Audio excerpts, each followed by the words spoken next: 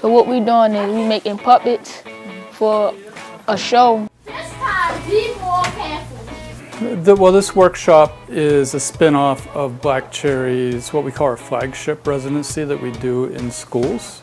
It's a 10-session project-based learning program. The kids make their own puppets, they paint their sets, they rehearse, and then they perform for an audience. We'll surely have a perfect song for you. Sweet, sweet, sweet. So it was really exciting that Michael agreed to be our artist in residence for August and then the beginning of September.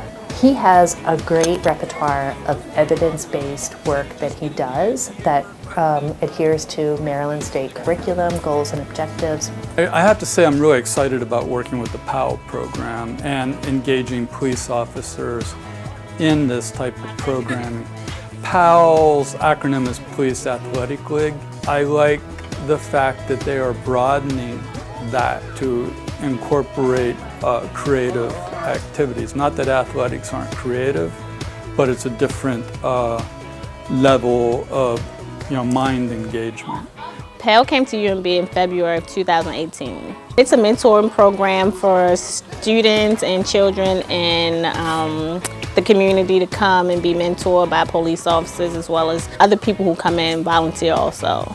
We have about 30 kids and we operate on Thursdays and Fridays. It's a good program for the police and the kids to build a relationship. So we pretty much mentor the kids, and that can be anything, schoolwork, home situations, just everything. We decided to have the workshop in August because most of our area summer camps had wound down. We wanted to do something for the kids before it was time to get back to school.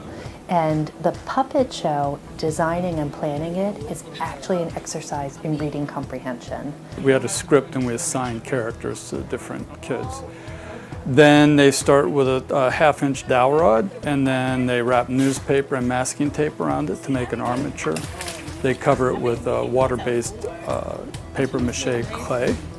Once that's dry, it's painted, then they dress it with a costume, and finally learn to manipulate the puppet. I've been really helping a lot of them with their project. That's what they want me to do, so I've been, using a lot of paper and glue and all that good stuff.